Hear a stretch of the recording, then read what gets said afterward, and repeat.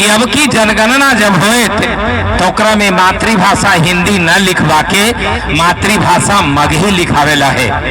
काहे कि मगध में हमने जन्म ले ली है और हमनी के माय के भाषा मातृभाषा मगही है, ई चलते मगही लिखावल जरूरी है।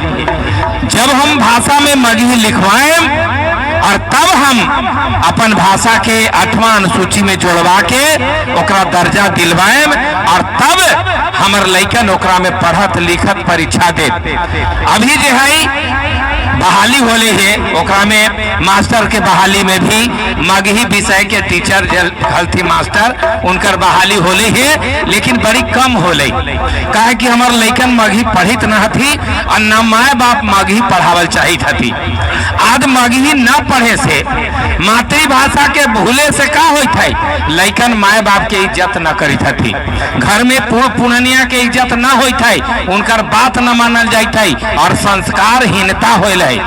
सब संस्कारहीन होल थी, चाहे लइकन हो चाहे लड़की हो, सब दोनों संस्कारहीन हो गलती है। लइकन गोड़ लागे में लजाई था, घर के बूढ़ बुजुर्ग के सेवा करे में लजाई था और उनका सहयोग करे में लजाई था। तो इस सब के बचावेला अब हमनी के मगही लइकन के सिखावे के जरूरत है, पढ़ावे के जरूरत है। काहे कि अब मगही हमनी के रोजगार के भाषा बनल है।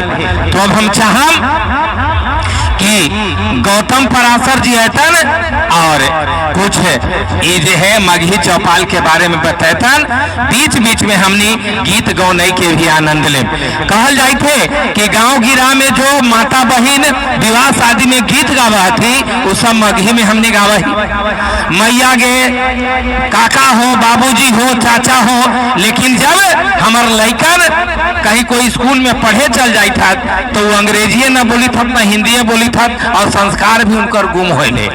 तो ये चलते चाहे वो पतो हुआ, चाहे वो बेटी हुआ, चाहे बेटा हुआ, चाहे दामाद हुआ, वो सब के संस्कार आज गुम हुई थे। एगो कारण से काहे कि हम अपन भाषा भुलायल ही, मगही के हम समझ न रही है कि मगही कोई भाषा है, एकरा से कुछ होए। तो